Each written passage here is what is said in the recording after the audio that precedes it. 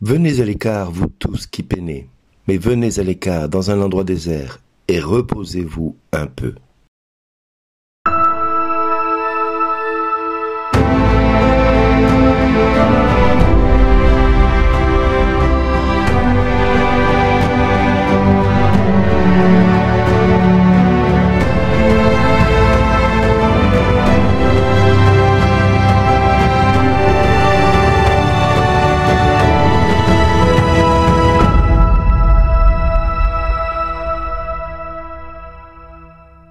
Aujourd'hui, le message vous est adressé par Bernard Dille. Bonjour les amis, aujourd'hui n'est pas coutume, l'évangile nous invite à découvrir l'importance de se reposer dans le Seigneur. Les apôtres qui retournaient de la mission que Jésus leur avait confiée, ils avaient expulsé beaucoup de démons, ils avaient guéri beaucoup de malades, ils avaient prêché l'évangile, ils étaient donc fatigués et Jésus leur dit « Venez à l'écart dans un endroit désert et reposez-vous un peu ». Nous voyons là l'importance du repos, ce qui est capital pour tous ceux qui se sont investis un jour dans le ministère, c'est d'avoir cette faculté à ne pas succomber à la surcharge de travail qui nous est demandée. En effet, les ouvriers sont peu nombreux, mais la moisson est abondante. Malheureusement, nous ne pouvons pas tout faire nous-mêmes et il nous faut savoir prendre du recul pour pouvoir prendre du temps pour donner le peu qu'on a comme énergie à ceux qui en ont le plus besoin au moment où le Seigneur le commande.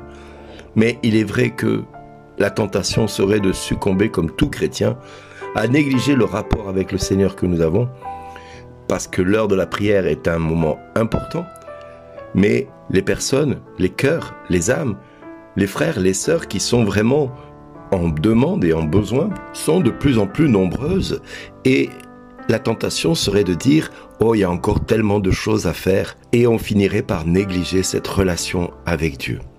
Cette relation que nous pouvons vivre à plusieurs moments de notre journée, soit le matin avant que la journée commence, ce que je me permets de faire, mais il est possible aussi de le vivre juste après la communion.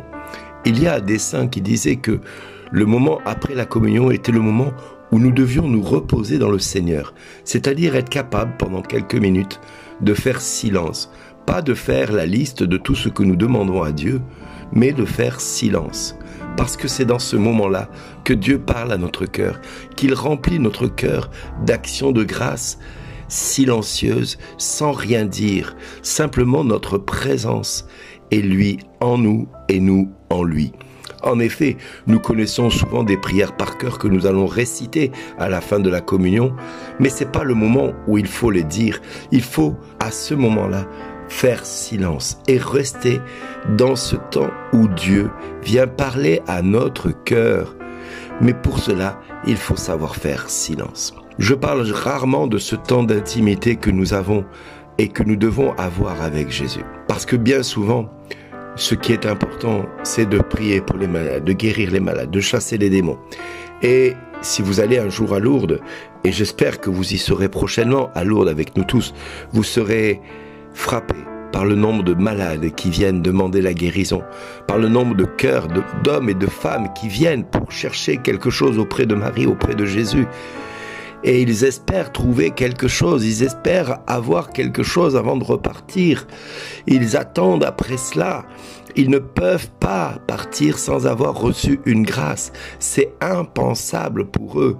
Alors ils viennent et ils espèrent et ils espèrent. Mais la première des grâces qu'ils devraient aspirer à avoir, c'est de rentrer un peu plus en communion avec le Seigneur pendant ce temps où ils sont là-bas.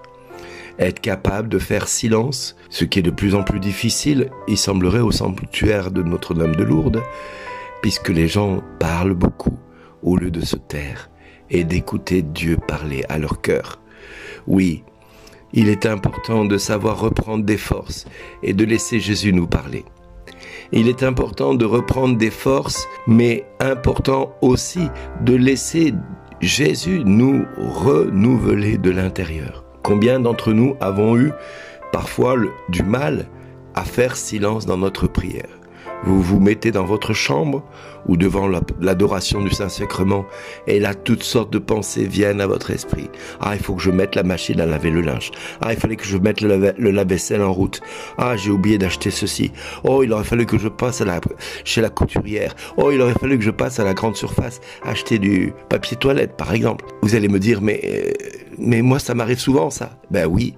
Et c'est normal, parce que notre être, il est foncièrement charnel, et il s'oppose à ce silence que Dieu nous impose par amour, parce que c'est dans ce silence qu'il va parler à notre cœur. Alors, une des recettes que j'utilise moi très fréquemment pour commencer à adorer le Seigneur, c'est de dire au Seigneur, je te dépose, Seigneur, tout ce que j'avais à faire, tout ce que j'ai envie de faire, tout ce que les pensées auraient envie de faire, et toutes les pensées qui vont venir à moi pendant ce temps que je vais te donner. Je te dépose tout, Seigneur, je te les abandonne pour qu'aucune d'entre elles ne vienne perturber mon temps de prière. Et puis je viens à toi, Jésus, et j'attends maintenant de toi que tu m'apprennes à faire silence, que tu m'apprennes à être dans cette disposition d'âme qui recherche son Seigneur et son Dieu. Merci Jésus de m'aider à venir faire silence dans mon cœur. Puis, quelques minutes après, je dis maintenant, Seigneur, qu'il me soit fait selon ta grâce. Et je fais silence, et j'essaye de me taire. J'essaye de ne plus penser à quoi que ce soit. J'essaye de ne même plus penser à Dieu. Je suis là. Oui, je dis bien, j'essaye de ne même plus penser à Dieu, parce que c'est encore moi qui raisonne, c'est encore moi qui pense, c'est encore moi qui réfléchis. Non, je ne pense plus, je ne réfléchis plus, je suis là.